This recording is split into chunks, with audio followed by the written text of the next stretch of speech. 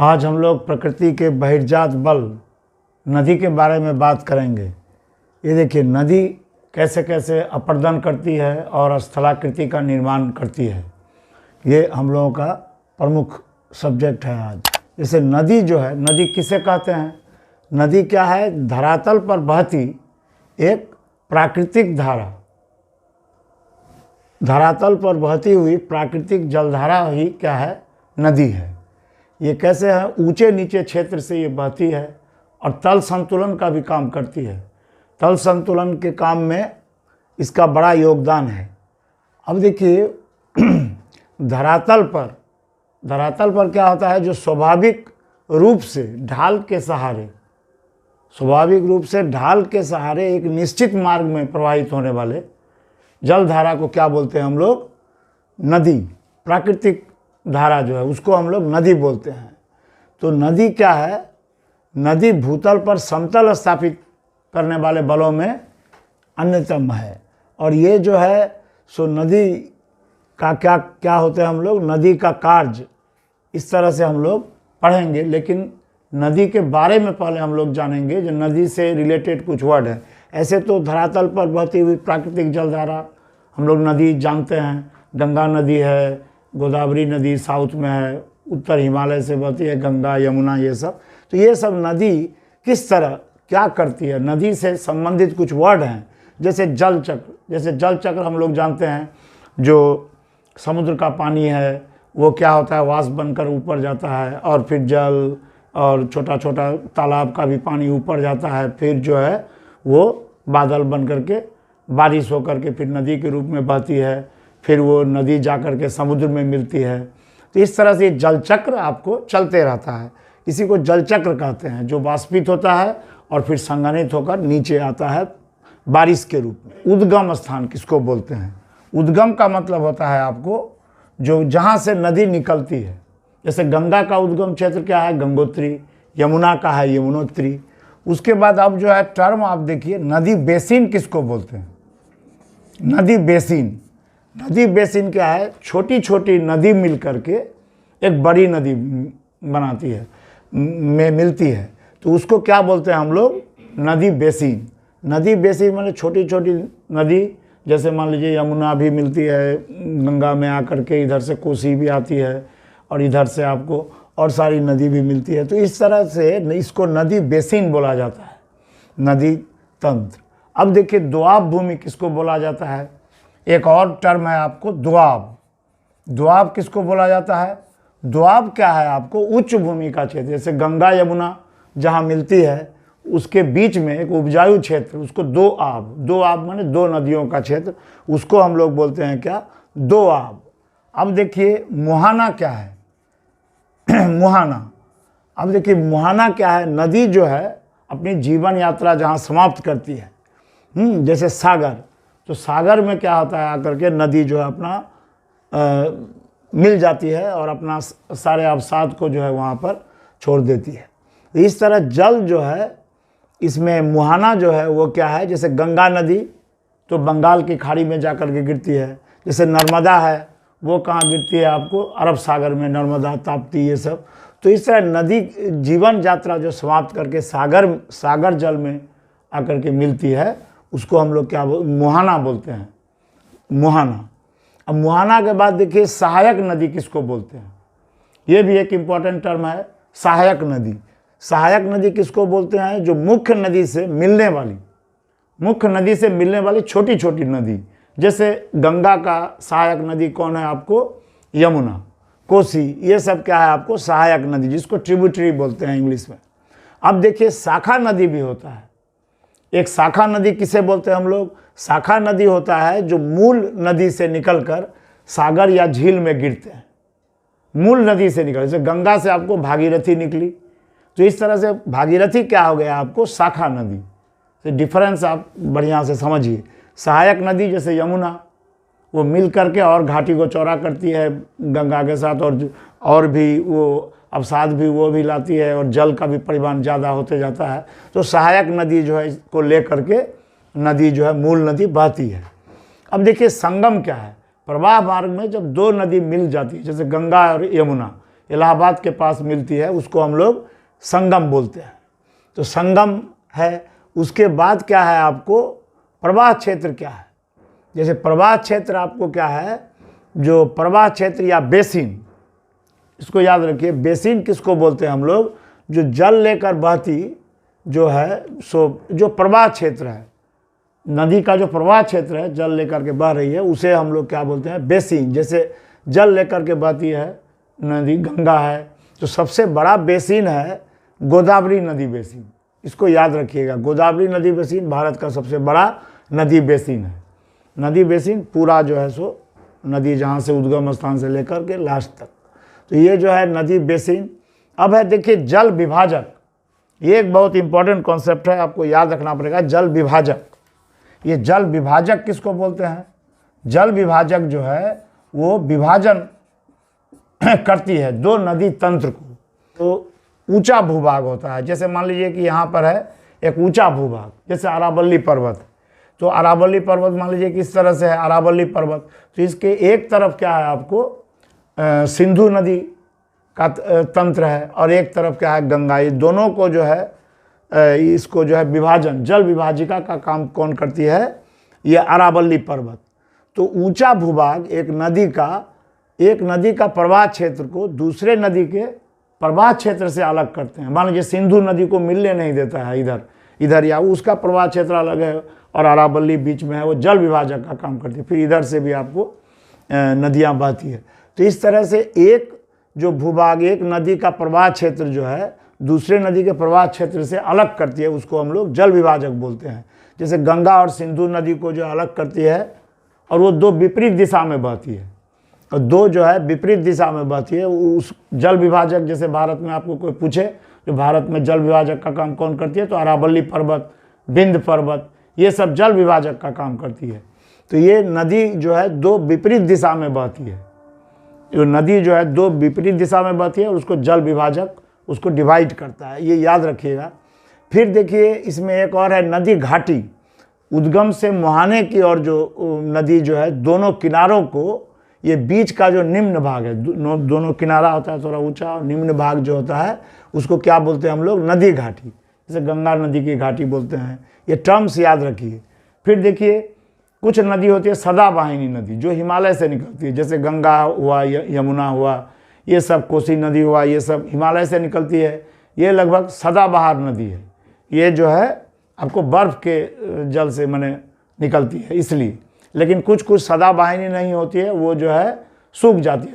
मैंने साउथ की जो नदी है वो सब क्या है, वर्षा जल से उसको पुष्टि मिलता है। लेकिन आपको हिमालय की नदियां जो है सदाबाहिनी, जैसे गंगा है, यमुना है, ये सब आपको सदाबाहिनी नदी। तो ये सब हम लोग देख लिए टर्म्स जो है किसको नदी कहते हैं। और नदी का जो है प्रमुख कार्य क्या है, अपने घाटी की रचना करना, घाटी का रचना करना। जैसे नदी का प्रमुख कार्य क्या है इस क्रिया में, नदी घाटी को गहरा करना, नदी घाटी को गहरा करती है चलते हुए, और क्या करती है, चौड़ा करती है, मैंने इस तरह चौड़ा भी करती है। फिर नदी मार्ग में जो है उसको लंबा भी करती जाती है। तो इस तरह से नदी का प्रमुख क्या क्या है, घाटी की रचना करना, और इसमें जो है घाटी, नदी घाटी को गहरा, चौड़ा और लंबा करती है। और मार्ग क्या है, आपको नदी जो है तीन तरीके से आपको, जैसे उच्च गति हुआ, पहाड़ पर जो होता है उच्च गति है ना, और उसके बाद मध्य गति होता है, और लास्ट में क्या होता है आपको निम्न गति। तो उच्च गति को हम लोग क्या बोलते हैं, उच्च गति जो है पर्वतीय भाग है। मान लीजिए कि ये आपको जो है यहाँ पर से पर्वतीय भाग से, ये जो है पर्वतीय भाग से नदी निकली, तो ये उच्च पर्वतीय भाग जो ऊपरी जो भाग होता है नदी का, उसको हम लोग क्या प्रधानतः यहाँ पर क्या होता है, क्षय कार्य, अपर्दन और वहन दोनों होता है। प्रधानतः ये निम्न क्षय करती है, मतलब निम्न काटती है। तो पर्वतीय भाग का ऊपरी भाग इसको बोलते हैं हम लोग युवा अवस्था नदी का, पहाड़ से जब गुजरती है तो उसको युवा अवस्था है। और मध्य गति को हम लोग क्या बोलते हैं, परिपक्व अवस्था, जहाँ पर वो पहाड़ से नीचे आती है जो है। और लास्ट में जो है आपको निम्न गति, वहाँ निक्षेप का काम करती है, जो भी मलबा वगैरह लाती है पहाड़ से उसको पहाड़ के तल पर भी निक्षेप करती है, जिसको हम लोग जलोढ़ शंकु ये सब पढ़ेंगे बाद में। और लास्ट में वो निक्षेप करती है कहाँ पर, डेल्टा बनाते हुए वो समुद्र में जा कर के मिल जाती है। तो इस तरह से आप जो है 3 तरह का, एक उच्च गति माने पहाड़ में जब नदी रहती है, और मध्य गति जब वो पठार या इस तरह से प्लेन लैंड में आती है। तो उसमें उस समय क्या आता है, देखिए जो नदी गर्भ का जो संचय होता है उसमें क्या आता है, नदी गर्भ में भी वो संचय करती है, मैंने निक्षेप करती है कुछ ना कुछ, और पार्श्व क्षय भी करती है, किनारा का क्षय करती है मध्य भाग में। लेकिन उच्च गति में निम्न क्षय करती है, मैंने लंबवत क्षय जिसको बोलते हैं वो करती है उच्च गति में, प्रधानतः निम्न क्षय। इसीलिए संकीर्ण नदी घाटी बनाती है। और निम्न में प्रधानतः क्या होता है, निक्षेप होता है, जो भी वहाँ ढाल अल्प हो जाता है, कम हो जाता है, और ज़्यादा चौड़ी नदी घाटी हो जाती है निम्न भाग में। और संकीर्ण नदी घाटी उच्च गति में होता है, पहाड़ में। और मध्य गति में क्या होता है, उन्मुक्त और चौड़ी हो जाती है नदी। इसको याद रखिएगा, ये जो है आपको उच्च गति, निम्न गति और मध्य गति और निम्न गति।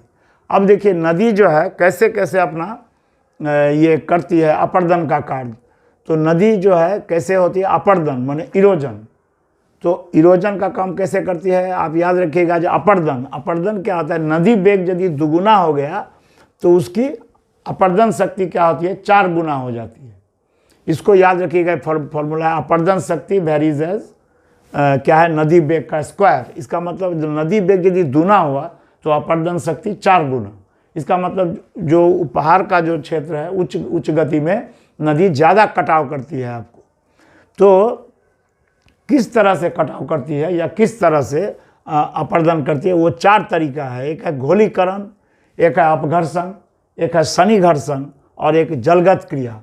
अब देखिए कौन कौन विधि से ये अपक्षय हो रही है, अपर्दन और अपक्षय। तो घोलीकरण माने होता है सॉल्यूशन, इसको इंग्लिश में बोलते हैं सॉल्यूशन, माने सॉल्ट, जिसमें सॉल्ट है किसी पहाड़ के में आपको जो है, जैसे घुलनशील चट्टान, जैसे आपको कहीं पर जो है नमक, चूना पत्थर, ये चट्टानें घुल करके कमज़ोर हो जाती और उसके बाद नदी उसको बहा कर ले चलती है। उसको बोलते हैं हम लोग क्या, घोलीकरण, माने सॉल्ट को घुला करके ले चलती है।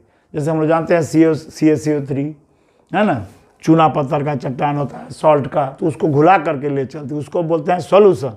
दूसरा होता है क्रिया जो उसको बोलते हैं हम लोग अपघर्षण। अपघर्षण का मतलब क्या होता है, चट्टान के टुकड़े जल में चट्टान को घिसते हैं और क्या होते हैं, वो नुकीले कण होते हैं, वो चट्टान को घिसते हुए जाते हैं। इसका मतलब अपर्दित कर देते हैं। तो इसको बोलते हैं कौन विधि, हम लोग एब्रेशन या अपघर्षण। अब है शनिघर्षण। शनिघर्षण क्या है, चट्टान देखिए, चट्टान को जो काटा, छोटा छोटा इसमें बट गया कण, तो वो भी आपस में जो है सो टकराते हैं, घिसते हैं। और कंकर पत्थर जो है आपस में टकरा कर कमज़ोर होते हैं, अपक्षयित होते हैं, उसको भी लेकर के नदी चलती रहती है। तो वो आपस में जो टकराना होता है बड़े कण का, उसको क्या बोलते हैं हम लोग, शनिघर्षण। और चौथी क्रिया है जिससे होती है ये, उसको बोलते हैं जलगत क्रिया, माने हाइड्रोलिक एक्शन। माने चट्टान के ऊपर जल जब जाता है तो वो घिसता है और रगड़ पैदा करता है और चट्टान के ऊपरी भाग को वो जो है घिसता है। इस तरह उसमें गतिज ऊर्जा रहती है। हम लोग जानते हैं जल जो है गतिज ऊर्जा के साथ जाती है, तो वो जो है चट्टान पार्श्ववत और लंबवत इस तरह से वो चट्टान को काटती है और चट्टान में घर्षण करती है, चट्टान में घर्षण करते हुए काटती है। इस तरह से हम लोग ये 4 तरीके से, माने जल का जो है तीव्र गति से बहाव होता है कहाँ पर, शुरू में जो पर्वतीय भाग है वहाँ पर क्या होता है आपको, ये युवा अवस्था है, पर्वतीय भाग, ऊपरी भाग, यहाँ पर क्या होता है आपको प्रचुर माने जो है सो क्या होता है, अपर्दन होता है यहाँ पर जो पहाड़ी भाग है। अपर्दन के बाद आपको परिवहन, माने कटाव से जो प्राप्त जो पदार्थ है उसको बहा कर ले जाती है, तो उसको हम लोग परिवहन बोलते हैं या ट्रांसपोर्टेशन बोलते हैं। तो परिवहन शक्ति नदी वेग का 6 होता है। इसका मतलब इसको छठे घात का नियम बोला जाता है। इसको याद रखिएगा, नदी वेग यदि दूना हुआ तो उसका भार वहन क्षमता क्या होता है आपको 64 गुनी हो जाती है।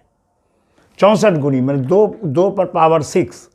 तो नदी वेग का जब दूना हो जाता है तो उसकी भार वहन क्षमता, परिवहन क्षमता क्या होती है, 64 गुना हो जाती है। और वो जो है कैसे परिवहन करती है, कौन कौन विधि द्वारा, इसको बोलते हैं जैसे बड़े टुकड़े लुढ़क करके चलते हैं पानी में, परिवहन उसको जो है ट्रैक्शन बोलते हैं। जो वो जो है बड़े कण लुढ़क करके आपको चलते हैं। फिर है एक सॉल्टेशन, अपेक्षाकृत जो छोटे कण हैं वो क्या करते हैं, नदी की तली पर उछल उछल कर चलते हैं, उसको बोलते हैं हम लोग सॉल्टेशन, उत्परिवर्तन। या फिर सस्पेंशन, अत्यंत जो महीन कण होते हैं टुकड़े, वो जल में लटके रहते हैं, उसको बोलते हैं हम लोग सस्पेंशन। अब देखिए एक है घोल, जल में घुलनशील पदार्थ जो है नदी जल में घुल जाते और घुल करके आगे चलते हैं तो परिवहन होते रहता है। तो परिवहन ये जनरली 4 तरह से होते हैं, बड़े टुकड़े लुढ़क कर चलते हैं, और जो है अपेक्षाकृत छोटे कण नदी की तली पर उछल उछल करके चलते हैं। जैसे आप देखिए कोई यहाँ है तो यहाँ पर से यहाँ आया, यहाँ पर से फिर यहाँ आया, इस तरह उछल उछल करके। और जो है कोई लुढ़क करके भी चलता है, बड़ा बड़ा कण, वो तो उछलेगा नहीं, वो बड़ा।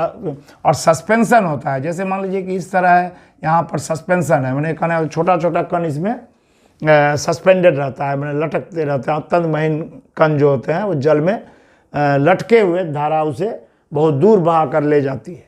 और एक घोल होता है सॉल्यूशन। तो अब देखिए ये क्या है, परिवहन। अब तीसरा काम क्या होता है आपको, निक्षेपण। निक्षेपण का मतलब होता है जहाँ पर बहाए गए पदार्थ नदी अपने तली मुहाने या समुद्र में जो है जमा करती है। यहाँ पर वेग कम होता है, वेग जितना कम होगा तो निक्षेप उतना ही ज़्यादा आपको जमा होगा, ये याद रखिएगा। देखिए वेग ज़्यादा तो अपर्दन ज़्यादा, अपर्दन करेगी, लेकिन वेग कम जब हुआ तो निक्षेप लेकिन उतना ही ज़्यादा, मतलब जितना वो ढो करके लाई सारा चीज़ वो निक्षेप करेगी, डेल्टा बनाएगी नीचे। तो ये जो है नदी की धारा जो है वो छोटी छोटी धारा में बहने लगती है, वहाँ पर मैंने जहाँ पर आपको मिलती है सागर से, वहाँ पर नदी की धारा जो है छोटी छोटी नदियों में विभाजित हो। जैसे हम लोग यहाँ देखते हैं मातला नदी, ये सब जो है छोटी छोटी नदियों में मिलती है, मैंने विभाजित हो जाती है, जिसको हम लोग बोलते हैं डिस्ट्रीब्यूटरी। मैंने वो डिस्ट्रीब्यूट, मैंने नदी, मेन नदी का पानी डिस्ट्रीब्यूट होता है छोटा छोटा, जहाँ पर आपको सुंदर बने वहाँ देखिएगा इस तरह से नदी जो है ये करते हैं। तो अब देखिए आप अब जो है आप अपर्दन से संबंधित आप पढ़िए, जो अपर्दन से कौन कौन जो है वह स्थलाकृति का निर्माण होता है, बहुत इंपॉर्टेंट चीज़ है। तो नदी जो है क्या करती है, एक भी आकार की घाटी बनाती है। नदी क्या बनाती है आपको, भी आकार की घाटी, भी आकार की घाटी, ये नदी घाटी, और यू आकार की घाटी हिमवाह बनाती है। तो भी और आई आकार की घाटी बनाती है। इसका मतलब क्या हुआ, भी आकार की घाटी माने तेज जो है वो, माने वहाँ पर उसका प्रवाह तेज है, तेज गति है। तो पर्वतीय भाग में नदी तली को वो जो है गहरा काटता है, ये गहरा काट रहा है, और ये पार्श्व में भी थोड़ा काटा, उसके बाद देखिए गहरा जो है यहाँ पर काटता है। तो इसको बोलते हैं भी आकार की घाटी या आई आकार। तली जो है कटाव अत्यंत संकरी होती है, और ये जो है आई अक्षर के तरह है, एकदम खरा ढाल होता है। तो अब देखिए यहाँ पर इसी को हम लोग बोलते हैं गॉर्ज और कैनियन, गॉर्ज और कैनियन। तो ये देखिए यहाँ पर सबसे पहले आप तो याद रखिएगा, जो युवा अवस्था में गॉर्ज और कैनियन जो बनता है वो क्या चीज़ है। तो गॉर्ज क्या है आपको, गॉर्ज शुष्क पर्वतीय घाटी में गहरी और सकड़ी घाटी बनाते हैं, उसको गॉर्ज बोलते हैं। और कैनियन ये आई आकार का होता है, जो आपको अधिक सकड़े होते हैं गॉर्ज से। जैसे कोलोराडो नदी क्या बनाती है, ग्रैंड कैनियन। और हम लोगों का जो है ये गॉर्ज जो है हम लोग का जो नदी है, जैसे सतलज नदी है, सिंधु नदी है, फिर आपको ब्रह्मपुत्र भी, हाँ, नामचा बरवा जगह जहाँ पर है आपको अरुणाचल प्रदेश, वहाँ पर गॉर्ज बनाती है। तो ये आंध्र प्रदेश में बनते हैं गॉर्ज। तो भारत में इस तरह हम लोग को मिलता है, लेकिन ये शुष्क प्रदेश में क्या बनते हैं आपको, कैनियन। अब देखिए गॉर्ज और कैनियन में आप ये भी याद रखिए, पहले तो ये सब चीज़ याद रखिए, जो ये क्या कैसा है, लंबत अपर्दन और तीव्र गति से निम्न कटाव। ऊपर के क्षेत्र में जो होता है ये अपर्दन जो करती है, पहाड़ी क्षेत्र में, ये पहाड़ पर जब है तो ये क्या करती है, लंबत अपर्दन और तीव्र गति से निम्न कटाव या क्षैतिज अपर्दन। मैंने कहने का मतलब है यहाँ तो ढाल अधिक है, यहाँ पर क्या है आपको, ढाल अधिक है, तो नदी का आपको जो है वेग भी अधिक है। ढाल अधिक है मतलब नदी का वेग भी अधिक है, और वेग यदि अधिक है तो अपर्दन भी वो ज़्यादा करेगी। ये जो है प्रधानतः ये जो है क्षय कार्य करती है। इस तरह से आप इसको याद रखिएगा, ये जो है। अब भी आकार की घाटी और आई आकार की घाटी हम लोग समझ गए, गॉर्ज और कैनियन। अब देखिए गॉर्ज और कैनियन में क्या डिफरेंस है आपको। गॉर्ज और कैनियन में क्या डिफरेंस है। इधर देखिए जैसे गॉर्ज है, हाँ, और इधर है आपको कैनियन, इसमें क्या डिफरेंस है। पहले दोनों ही तो उच्च गति में है, लेकिन ये आपको गॉर्ज आपको आर्द्र प्रदेश में होती है। गॉर्ज आपको कहाँ मिलेगा, आर्द्र प्रदेश, जैसे भारत में है आर्द्र, जहाँ पर बारिश होती है, इस तरह आर्द्र प्रदेश में होती है। लेकिन ये जो है कैनियन, ये शुष्क प्रदेश में आपको मिलता है। कैनियन कहाँ मिलेगा, शुष्क में, ये शुष्क प्रदेश में मिलता है। तो जैसे कोलोराडो का, उसके बाद ये आकृति गहरा और सकड़ा होता है, माने ये बहुत सकड़ा आई आकार की घाटी होती है कैनियन, और ये भी आकार की घाटी होती है। तो पार्श्व क्षय की अपेक्षा निम्न क्षय ज़्यादा होता है, निम्न क्षय आपको ज़्यादा होता है, और पार्श्व ढाल भी आपको कम खड़ा होता है, ये भी आप याद रखिएगा। और ये जो है गॉर्ज के दोनों ओर, गॉर्ज के दोनों ओर हो सकता है कि उपनदी भी आकर मिले, लेकिन ये शुष्क होता है प्रदेश, तो यहाँ पर कैनियन के साथ आकर के कोई आपको नदी या जो भी है तो वो नहीं मिलती है, क्योंकि शुष्क प्रदेश है, इसलिए यहाँ कोई जो है सहायक नदी आकर नहीं मिलती है कैनियन में, लेकिन गॉर्ज में आपको मिलती है। भारत में जैसे सिंधु, सतलज, ब्रह्मपुत्र ये गॉर्ज बनाती है, और कोलोराडो नदी ग्रैंड कैनियन बनाती है। तो इसमें आप ये देखिएगा ढाल कम खड़ा है, तो ये इसका ढाल ज़्यादा होता है ना। और नदी खात जो है अपेक्षाकृत कम संकीर्ण होता है ये, और कैनियन जो है ज़्यादा संकीर्ण होता है। इस तरह से हम लोग गॉर्ज और कैनियन में अंतर समझ गए। अब देखिए जलप्रपात किसको बोलते हैं। अब दूसरा आपको जो है एक अपरदन से होती है जलप्रपात, तो ये झरना भी बोलते हैं इसके। जलप्रपात कैसे बनाती है, जो नदी अपने मार्ग में कठोर चट्टान है, ये कठोर चट्टान है मान लीजिए, और इसके नीचे क्या है, मुलायम चट्टान है। ये क्या है आपको, मुलायम चट्टान, तो इसको तो क्षय कर देगी पानी जो है, नदी जो यहाँ से बह रही है, तो यहाँ से ऐसे जो है नीचे जो है ये गिरती है, तो ये मजबूत कठोर चट्टान है, और ये जो है थोड़ा सा ऐसे, तो यहाँ से ये ढाल, खड़ा ढाल, तो चट्टान की कठोरता में आपको अंतर होना चाहिए। एक कठोर चट्टान होगा, दूसरा कोमल चट्टान होगा, तो ये क्षैतिज अवस्था में होते हैं। ये देखिए ये ऐसे क्षैतिज अवस्था में रहना जरूरी है, और ये मुलायम चट्टान का ज़्यादा अपर्दन होगा, और इसीलिए यहाँ से जो है नीचे गिरती है। जल के खड़े ढाल, ये खड़े ढाल से नीचे गिरती है, ये याद रखिएगा। और चट्टान की परतें क्षैतिज होनी चाहिए, तब खड़े ढाल की सृष्टि होनी चाहिए। पहाड़ और पठार जहाँ समभूमि से मिलते हैं, वहीं पर आपको जो है इस तरह दिखाई देगा जलप्रपात, जो आपको माने इस तरह नहीं कि माने वहाँ पर्वत पठार से मिले, या पठार समभूमि से मिले, या कोई माने ज़मीन में अंतर होना चाहिए, ढाल में अंतर होना चाहिए। और नदी मार्ग में भ्रंश भी होना चाहिए। भ्रंश का मतलब है जो जरा दबा हुआ, ऐसे ये ऐसे जा रही है ऐसे मिट्टी, लेकिन ये दबा हुआ, इसका मतलब इसको भ्रंश बोलते हैं। इसको क्या बोलते हैं हम लोग, भ्रंश।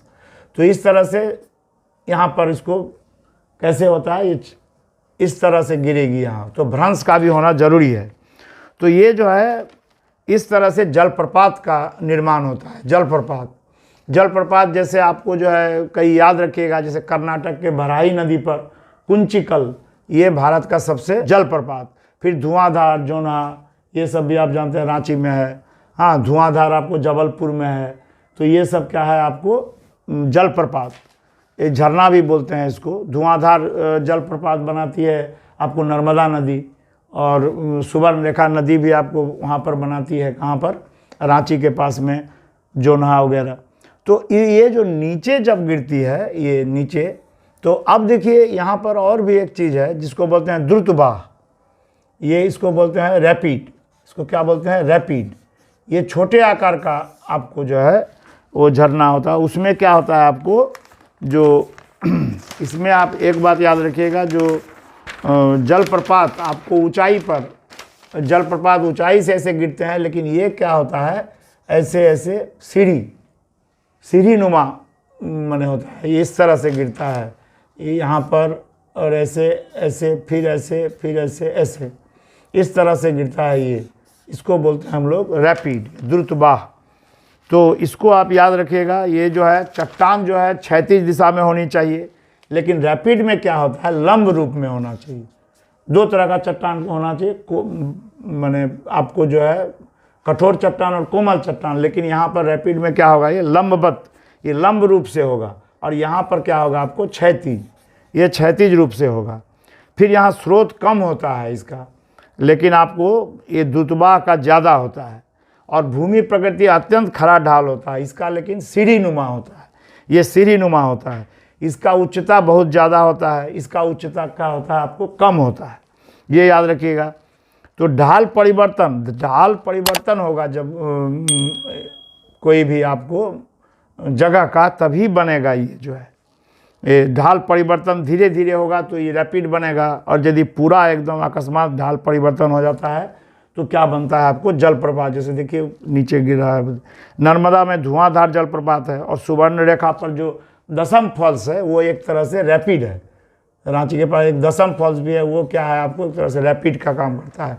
धुआंधार आपको जो है जलप्रपात है। तो अब देखिए इसी के नीचे में जो ये जो गिरती है, यहाँ पर आपको एक गड्ढा सा बन जाता है, और इसको बोलते हैं हम लोग अवनमित कुंड या प्लंज पूल, इसको बोलते हैं हम लोग प्लंज पूल। तो प्लंज पूल क्या है आपको, जो यहाँ पर आपको देखिए, जो पहाड़ी क्षेत्र में आप घर्षण से जो ये नहीं बन रहा है, ये किस चीज़ से बन रहा है आपको, जो यहाँ से जो पानी जो गिर रहा है उसके प्रभाव से यहाँ पर जो है चट्टान, कोमल चट्टान का अपरदन कर दिया, और यहाँ पर ये गिरते हुए एक गड्ढा का निर्माण करती है। उसके बाद वहाँ पर आपको जो है और भी गहरा होते जाता है, क्योंकि वहाँ पर और भी पत्थर वगैरह जो भी वो भी काटते रहते हैं, और इस तरह से इतना ऊपर से गिरता है, इसलिए यहाँ पर इसको बोलते हैं हम लोग प्लंज पूल। प्लंज पूल जैसे हुड्रू में हम लोग देखते हैं, हुड्रू में हम लोग प्लंज पूल देखते हैं। और एक होता है आपको इसी तरह का जल गर्तिका, हम लोग जल गर्तिका बोलते हैं। जैसे नदी आपको ऐसे बह रही है, नदी आपको जो है ऐसे बह रही है, तो नदी ऐसे बहते हुए जो जा रही है, ये आपने क्या करती है, इस तरह का जल गर्तिका बना लेती है। जल गर्तिका मतलब भाई आप घर्षण से बनता है। यहाँ मान लीजिए कोमल चट्टान था, तो कोमल चट्टान को ये जो है सो गड्ढे के रूप में ये क्या कर दिया, इसको एब्रेशन, अपघर्षण, और कोमल चट्टान को काट करके गड्ढा जैसा बना दिया, और उसमें कंकर पत्थर वगैरह जा करके घूमने लगे जल के साथ, तो वो और भी गहरा करता गया। तो इस तरह से इसको क्या बोलते हैं हम लोग, जल गर्तिका या पॉट होल, इसको बोलते हैं हम लोग पॉट होल। तो पॉट होल और प्लंज पूल में अंतर ये है कि ये झरना जब नीचे गिरती है जो बनता है, जो आपको उसको बोलते हैं हम लोग प्लंज पूल, और इसको बोलते हैं हम लोग पॉट होल, इसको याद रखिए। फिर एक संयुक्त पर्वत प्रक्षेप, इंटरलॉकिंग स्पर बोलते हैं। जैसे नदी जब पर्वतीय भाग में क्या आता है, नदी घुमावदार अवस्था में जो है घुमावदार मार्ग से प्रवाहित होती है, तो नदी की धारा घुमावदार, जैसे मान लीजिए बहुत सारा पर्वत है ऐसे करके, तो पर्वत से उसके नीचे से लग कर इधर मुड़ी, फिर इधर मुड़ी, इधर मुड़ी, इस तरह से मुड़ करके चलती है, घुमावदार मार्ग में प्रवाहित होती है नदी। तो नदी की धारा जो है जब पर्वतीय प्रक्षेप, माने जहाँ पर पर्वतीय प्रक्षेप से दूसरी तरफ मुड़ जाती है, इस तरह नदी की धारा एक प्रक्षेप से दूसरे, फिर दूसरे से तीसरे, इस तरह बहती रहती है घुमावदार मार्ग में। और यहाँ पर क्या है, जहाँ पर जो घूमता है, जहाँ पर प्रक्षेप में, वहाँ टकराती है, वहाँ अपरदन करती है, और ये तट ऐसा लगता है, पहाड़ सब जो है वो लगता है इंटरलॉकिंग स्पर, उसको वो लगता है गले मिल रहा है, ऐसा कुछ मैंने दिखाई देता है। तो गंगा और तीस्ता, ये सब नदी में हम लोग इस तरह देखते हैं, जो पहाड़ जैसे लगता है कि लिपटा हुआ है, इस तरह से लिपटे दिखाई देते हैं पहाड़, उसको बोलते हैं क्या हम लोग, इंटरलॉकिंग स्पर या संयुक्त पर्वत प्रक्षेप। तो ये जो है एक, ये भी उच्च अवस्था में बनती है। इस तरह से नदी जो है देखिएगा, एक याद रखिएगा, नदी जो है पठार से निकली है। जैसे मान लीजिए मानसरोवर से कोई निकली नदी, मानसरोवर, और उधर से तिब्बत के पठार से जो नदी निकलती है, अब वो जो है पहाड़ जब हिमालय आया तो उसको, हिमालय तो सालों साल, बहुत साल लगे उसको नीचे से उठा, तो उसको काटते हुए वो जो है सो जाती है नदी, तो गॉर्ज और कैनियन का निर्माण करती है। तो इस तरह से ये आप याद रखिएगा कि सामने पहाड़ को काट करके वो ऐसे बनाती है, सिंधु गॉर्ज या सतलज गॉर्ज या ब्रह्मपुत्र का गॉर्ज, ये सब। तो जैसे कोलोराडो जो है कैनियन है, वो भी एक रॉकी पर्वत है, उसको काट करके वो कैनियन बनाती है। तो इस तरह से कोलोराडो भी रॉकी पर्वत को काटती है, और ये सब जो है सिंधु का हम लोग बोले जो गॉर्ज वो हिमालय पर्वत को काटती है। तो इस तरह से आप देखिएगा। और भी एक याद रखिएगा, जो ये जो वाटरफॉल है ये हो सकता है कि समर सीजन में एकदम पानी सूख जाए, ऐसा होता है, लेकिन बारिश में ये जो है सो पानी बहुत ज़्यादा रहता है इसमें। तो इस फेनोमेना को हम लोग बोलते हैं, जो जहाँ आपको ऊपर से जो है नीचे एक खड़े तल पर गिरता है, उसको हम लोग क्या बोलते हैं, ये जलप्रपात। तो जलप्रपात हो सकता है समर सीजन में नहीं भी पानी गिरे, ऐसा भी होता है। तो इस तरह पठार पर जो है हम लोग देखते हैं भेड़ाघाट गॉर्ज है, जो धुआंधार आपको जो है फॉल्स बनाता है। इस तरह से ऊपर में मैंने पहाड़ पर ये सारे स्ट्रक्चर ऐसे करके बनते हैं। अब देखिए ये प्लंज पूल और पॉट होल्स में क्या डिफरेंस है आपको, प्लंज पूल और पॉट होल में आपको डिफरेंस। पॉट होल्स इसमें क्या है, जैसे नदी ये जो है आपको नदी के प्रवाह मार्ग में, तो यहाँ पर क्या है प्लंज पूल आपको कैसे बनता है, नदी के प्रवाह मार्ग में नदी के जलप्रपात से बनता है। ये जलप्रपात नीचे गिर करके प्लंज पूल बनाएगी, उसके गिरने से जो गड्ढा बनता है वो। और ये जब है पहाड़ी भाग में जब नदी की धारा कोमल चट्टान को काटती है तब बनती है। इसका मतलब ये जो है आपको इस तरह से घुल करके ये जो है यहाँ पर एक गड्ढा सा बनाता है, इसको बोलते हैं हम लोग। तो ये अपर्दन के कारण ये बनती है। तो जलधारा में फिर रोड़ा पंक्चर भी क्या लगाता है, चक्कर लगाते लगाते वो बड़ा हो जाता है, इसको हम लोग बोलते हैं।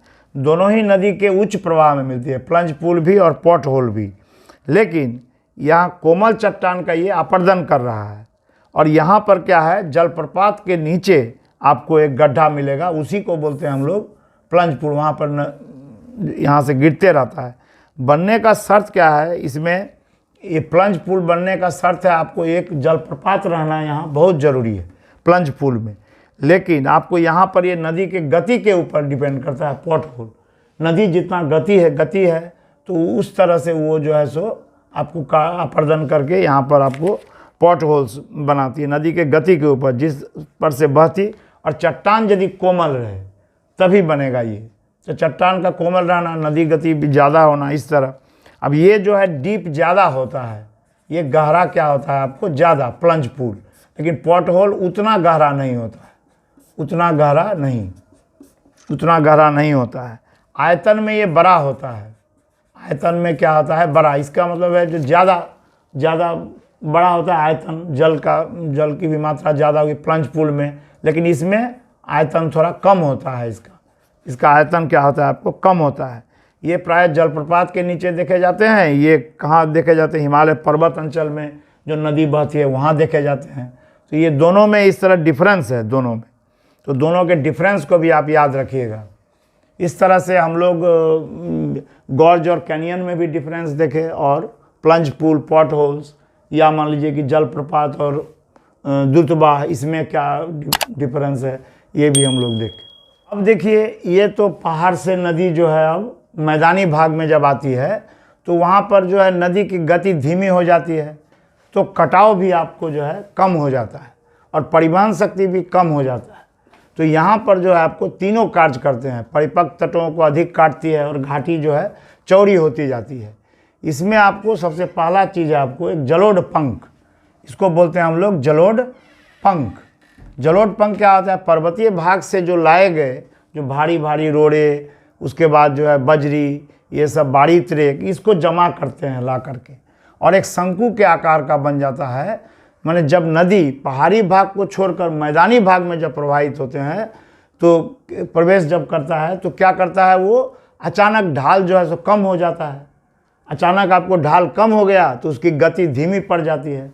तो गति धीमी पड़ गई तो उसकी शक्ति जो है परिवहन की भी कम हो गई, और वो पर्वतीय भाग से लाए गए जितने हैं वो सब अवसाद, वो सब को वहीं पर जमा कर देते हैं। वो एक इस तरह पंख ऐसा मैंने जो है सो शंकु के आकार का हो जाता है। तो इसको बोलते हैं हम लोग जलोढ़ पंख, जो क्या होता है पर्वत के पाददेशीय भाग में रहता है, मैंने पर्वत के जस्ट नीचे।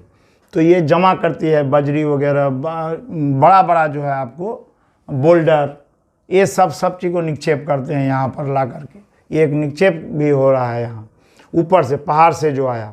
अब इसके बीच बीच में पतली धारा भी चलती रहती है, पतली धारा नदी की धारा भी चलती रहती है। तो उसको पतली धारा जो चलती है उसको क्या तार के पंखे के समान लगते हैं, तो तार के पंखे के समान लगते हैं। इसको क्या बोलते हैं हम लोग, इसलिए जलोढ़ पंख और जलोढ़ शंकु, ये पंखा आकार का होता है, इसलिए नदी भी इसमें से बहती है, हल्का प्रवाह हो रहा है, तो इसलिए इसको जलोढ़ पंख बोला जाता है। पहले तो जलोढ़ शंकु, शंकु के आकार का वो बन जाता है। तो इसमें और आपको डेल्टा में भी अंतर है, डेल्टा भी निक्षेपण से बनता है, ये भी निक्षेपण से बनता है, लेकिन डेल्टा आपको उपजाऊ होता है, लेकिन ये एकदम उपजाऊ नहीं होता है, इसको भाबर बोलते हैं। इसके इस तरह से लाए हुए मिट्टी भारी रोड़े और ये सब, तो ये जो मैदान बनता है यहाँ पर जो जलोढ़ पंख बनता है वो जो है क्या होता है, उतना कृषि के लिए उपजाऊ नहीं होता है। भाबर मिट्टी, ये जो है भाबर उसको बोलते हैं, जो पहाड़ की तलहटी पर जो जमा होते हैं। अब देखिए विसर्पण या मियंडर, इसको क्या बोलते हैं, मैदानी भाग में गतिवेग कम हो जाता है आपको नदी का, तो वो जो है बाधा पा करके इस तरह मुड़ मुड़ करके चलती है। तो इस तरह से इसको बोलते हैं हम लोग क्या, विसर्पण, या इसको बोलते हैं हम लोग मियंडर।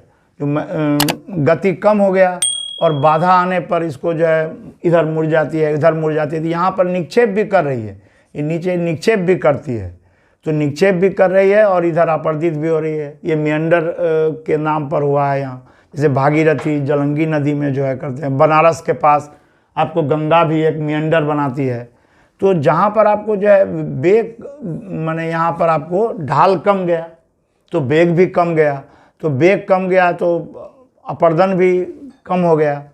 तो इस तरह से आप देखिएगा ये जो है इस तरह से, तो नदी कैसे होती है, मुड़ मुड़ करके चलती है, जो ऊपर में नहीं, तो ये मुड़ करके चलती है। फिर देखिएगा क्या होता है, यही जो है एक तरह से वृषभ धनु या गोखुर झील बोलते हैं इसको, छारन झील या ऑक्सबोलो लेक जो मुर्शिदाबाद में मिलता है।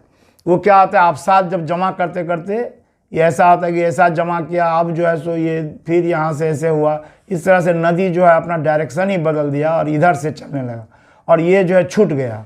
यहाँ पर ये जो है एक ठो छारन झील, तो विसर्पण से ये छारन झील भी बनता है, जिसको बोलते हैं हम लोग गोखुर झील, ऑक्सबो लेक। मैंने ये जो है सो आपको कैसा लगता है देखने में, एक ठो खुर के समान, गाय के खुर के समान लगता है। तो इस तरह से छूट जाती है नदी। बिहार में आपको कांवर झील इसका उदाहरण है, आपको बिहार में बेगूसराय के पास आपको कांवर है, उसको बोलते हैं हम लोग छारन झील या गोखुर झील बोलते हैं। मुर्शिदाबाद में भी दिखाई देता है। तो इस तरह से अब देखिए, अब है एक बाढ़ का मैदान। बाढ़ का मैदान क्या होता है, बाढ़ का मैदान होता है, बाढ़ के समय नदी में जल की मात्रा क्या होती है, ज़्यादा हो जाती है। तो वो क्या करता है, अपने माने जैसो किनारों को छोड़ करके वो क्या होती है, इधर उधर फैल जाती है, नदी के समीपवर्ती भाग में फैल जाती है। और घाटी को छोड़ दोनों किनारों पर ये जो है क्या होता है, नदी का जल इधर जो है चारों तरफ फैल जाता है। तो ये बाढ़ का मैदान इसको बोलते हैं। दोनों ओर जो है अवसाद जमा करते हैं, दोनों ओर अवसाद जमा करते हैं। फ्लड प्लेन हम लोग को राजमहल में देखने को मिलता है। तीसरा, बाढ़ के समय नदी का वेग जो है समीपवर्ती मैदान की अपेक्षा तट पर कम होता है, तट पर आपको कम होता है, इसलिए तट पर जो है निक्षेपण ज़्यादा होता है। तो तट पर निक्षेपण जब ज़्यादा होगा तो स्वाभाविक बांध बन जाता है, ये भी होता है वही जिसको नेचुरल स्लीप बोलते हैं। तो यहाँ पर क्या है, आपको जो यहाँ पर बाढ़ के समय मैदानी भाग में नदी के दोनों किनारों पर मिट्टी का जमाव अधिक होता, तो इसे समय के आसपास भूमि जो है क्या होता है, आपको ऊंचा हो जाता है समय से, और ऊंचा हो जाने का मतलब है ये बांध के समान लगता है। इसको बोलते हैं हम लोग प्राकृतिक तटबंध। प्राकृतिक एक तरह से बांध का काम करता है, तो ये स्वाभाविक बांध भी इसको बोलते हैं हम लोग। और ये याद रखिएगा, जो भाबर जैसे बोल्डर वगैरह मिलता है, भाबर मिट्टी हरिद्वार में वो सब मिलता है आपको, जो डिपॉजिट करती है। फिर एक नदी द्वीप भी होता है, उसको बोलते हैं हम लोग AIT। जैसे नदी द्वीप है माजुली, माजुली द्वीप वर्ल्ड का सबसे बड़ा नदी द्वीप है। ये क्या है, जैसे नदी बह रही है, उसके बीच में मान लीजिए एक कठोर पत्थर है, तो पत्थर का ये अपर्दन करके नदी इधर से बहेगी और नदी फिर इधर से बहेगी, और इसका अपर्दन चल रहा है। धीरे धीरे माजुली द्वीप जो है यहाँ पर है। माजुली द्वीप ब्रह्मपुत्र नदी में आसाम में है, वो विश्व का सबसे बड़ा द्वीप है। तो आपर्दन करके नदी जो है इधर जाती है और इधर भी जाती है। इसको बोलते हैं हम लोग नदी द्वीप। तो नदी द्वीप, पहला नदी द्वीप है माजुली, फर्स्ट स्थान है वर्ल्ड में, और सेकेंड स्थान है मॉन्ट्रियल कनाडा में, एक आपको जो है ये नदी द्वीप है। अब नदी जो लाती है अपना गोलाश्म वगैरह, ये जलोढ़ पंख में ये यहाँ जमा करती है, इसको याद रखिएगा। भाबर में आपको मच्छर भी बहुत ज़्यादा मिलते हैं, इसलिए मलेरिया वगैरह होने का डर रहता है। नदी इस तरह आगे बढ़ती जाती है। दोआब क्षेत्र होता है जहाँ दो नदी, जैसे यहाँ से मान लीजिए गंगा जा रही है, इधर से आपको जमुना आकर के मिली, और वो दोआब क्षेत्र में क्या होता है, वहाँ खादर मिट्टी मिलती है। खादर मिट्टी, खादर और बंगर दो तरह का मिट्टी होता है। अब देखिए निक्षेपण से हम लोग को बहाए गए पदार्थ जो नदी अपने तली मुहाने समुद्र में जमा करती है, जो वेग क्या होता है, जितना आपको जो है सो कम होगा, निक्षेप उतना ही ज़्यादा होगा। तो लास्ट में आपको वेग कमते जाता है नदी का, इसलिए नदी की धारा छोटी छोटी उपधारा में भी बढ़ जाती है। हाँ, और इस तरह से नदी जो है क्या बनाती है, डेल्टा। सारे जो है अवसाद को जमा करते हैं और डेल्टा का मैदान बनाते हैं। तो डेल्टा जो है कैसे आपको बनता है, जो प्रवाह मार्ग का लंबा होना, कहने का मतलब जो जितनी लंबी नदी होगी वो उतना अवसाद लाएगी। जैसे आपको जो है मुहाना का ढाल जो है मंद होना चाहिए, तो अधिक मात्रा में जमेगा, और तटीय समुद्र का थोड़ा उथला होना चाहिए। डीप होगा तो वो तो बहा के ले जाएगा, इसलिए आपको उथला होना, तट शांत होना, ज्वार भाटा मुक्त होना, तभी डेल्टा बनेगा।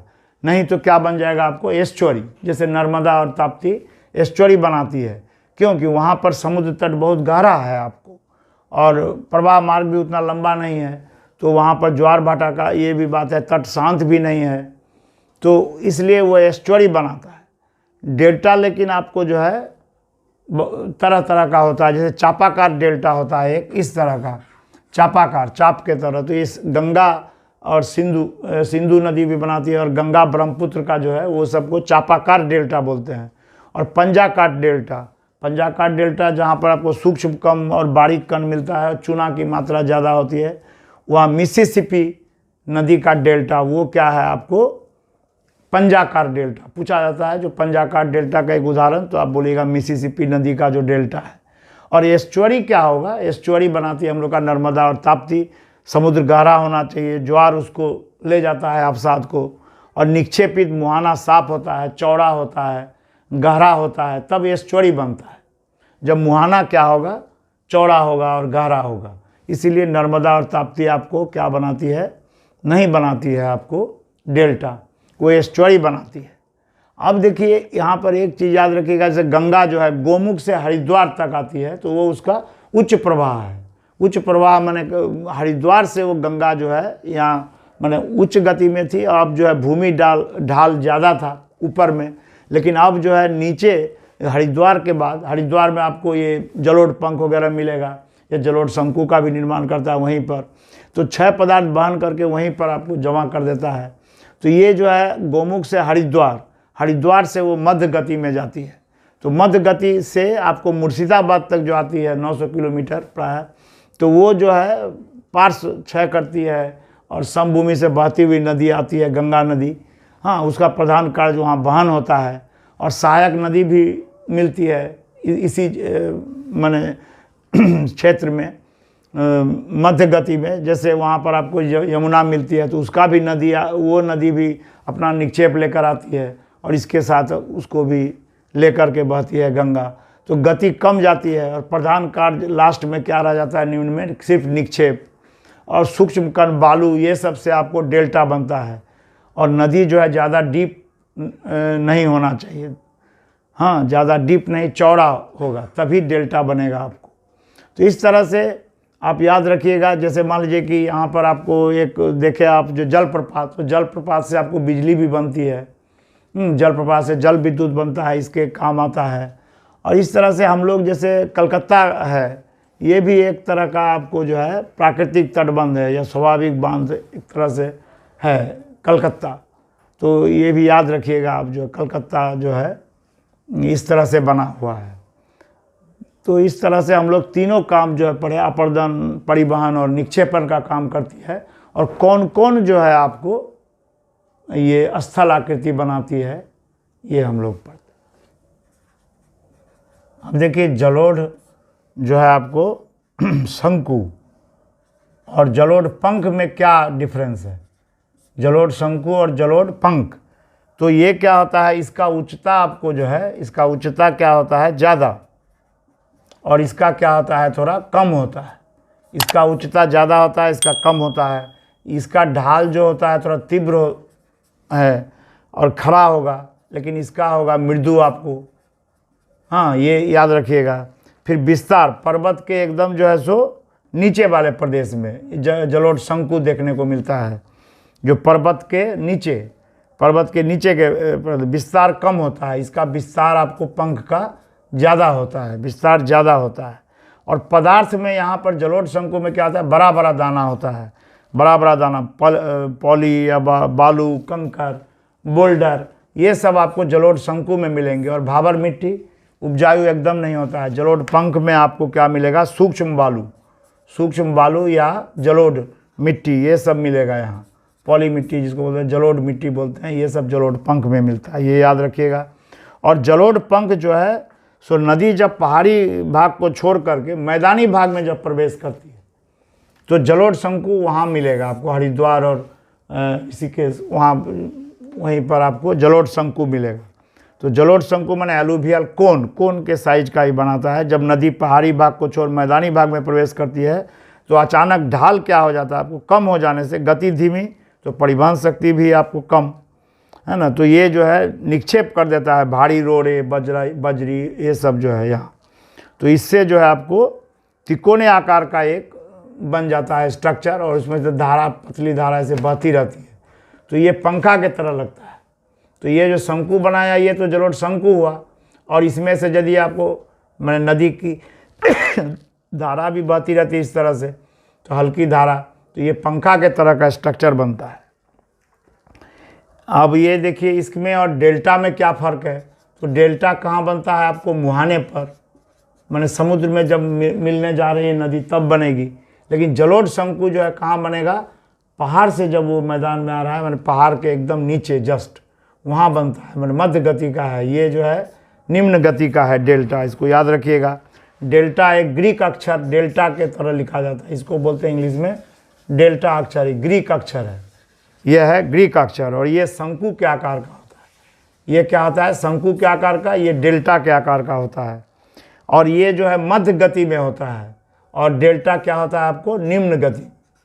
निम्न गति समुद्र के पास में जब जाता है तब आपको जो है बनता है। इसमें सूक्ष्म मिट्टी रहता है, सूक्ष्म जो है जलोढ़ मिट्टी। ये जलोढ़ मिट्टी आपको डेल्टा में पाया जाएगा, काफ़ी उपजाऊ मैदान होता है। और जलोढ़ शंकु क्या होता है आपको, उपजाऊ नहीं होता है, माने ज़्यादा उपजाऊ नहीं। लेकिन ये जो है डेल्टा का मैदान बहुत उपजाऊ होता है, ये याद रखिएगा। उर्वरता जिसको बोलते हैं, ये कम और ये ज़्यादा। और आयतन में भी डेल्टा से कम आयतन होता है इसका, आयतन में भी ये कम होता है, आयतन में कम, और डेल्टा जो है ज़्यादा बड़ा होता है। तो ये याद रखिएगा, डेल्टा जो है आपको ज़्यादा बड़ा होता है। और ये जो है ये मध्य गति में, ये निम्न गति में आपको जो है, और नदी मुहाने के पास में, और ये जो है आपको पहाड़ के पास देश में निचले हिस्से में मिलता है। और यहाँ भारी रोड़े ये सब मिलते हैं, ये सब। और यहाँ पर आपको मिट्टी मिलता है, चिकनी मिट्टी, ये सब आपको डेल्टा में मिलता है। इसलिए दोनों का डिफरेंस आप समझ गए होंगे, जलोढ़ शंकु और डेल्टा में क्या अंतर है। अच्छा, अब ये थोड़ा बाढ़ का मैदान और प्राकृतिक तटबंध को देखिए। बाढ़ का मैदान क्या है, जो बाढ़ के समय जब नदी में जल की मात्रा अधिक हो जाती है तो क्या होता है, वह नदी का जल नदी के समीपवर्ती भाग में पहुंच जाता है। जैसे कि मान लीजिए नदी जा रही है तो इधर समीपवर्ती भाग में फैल जाता है, तो दोनों ओर अवसाद जमा कर देता, और जो है समतल मैदान बनते हैं, जिसको क्या बोलते हैं हम लोग, बाढ़ का मैदान। तो बाढ़ के समय नदी का वेग जो है ये समीपवर्ती मैदान की अपेक्षा तट पर कम होता है, इसलिए तट पर निक्षेपण ज़्यादा होता है। ये याद रखिएगा। इसीलिए प्राकृतिक तटबंध बनता है जिसको हम लोग स्वाभाविक बांध बोलते हैं। वो भी यही चीज़ है। बाढ़ के समय क्या होता है, मैदानी भाग में जो होता है नदी के दोनों किनारों पर, नदी जैसे जा रही है तो नदी के दोनों किनारों पर क्या होता है, आपको मिट्टी का जमाव, मिट्टी का जमाव क्या होता है, अधिक होता है। इस जो समय के साथ साथ क्या होता है, समय के साथ साथ ये पास की भूमि जो है वो अधिक ऊंचा हो जाता है, और नदी से अधिक ऊंचा हो जाता है, जो बांध के समान लगता है। और ये जो तटबांध है, ये तटबंध जिसको बोलते हैं, ये प्रकृति द्वारा निर्मित है। इसीलिए इसको जो है सो हम लोग क्या होता है, बाढ़ के समय ये सुरक्षा का भी काम करता है, और ये प्रकृति ही बनाता है। इसलिए प्राकृतिक तटबंध भी इसको बोलते हैं, नेचुरल लीव्स, हाँ, या मान लीजिए स्वाभाविक बांध इसको हम लोग बोलते हैं। तो ये याद रखिएगा, ये भी मध्य भाग में ये बहुत ही इम्पोर्टेंट चीज़ है। दोनों में डिफरेंस आप समझ गए होंगे, बाढ़ के मैदान और प्राकृतिक तटबंध या स्वाभाविक बांध।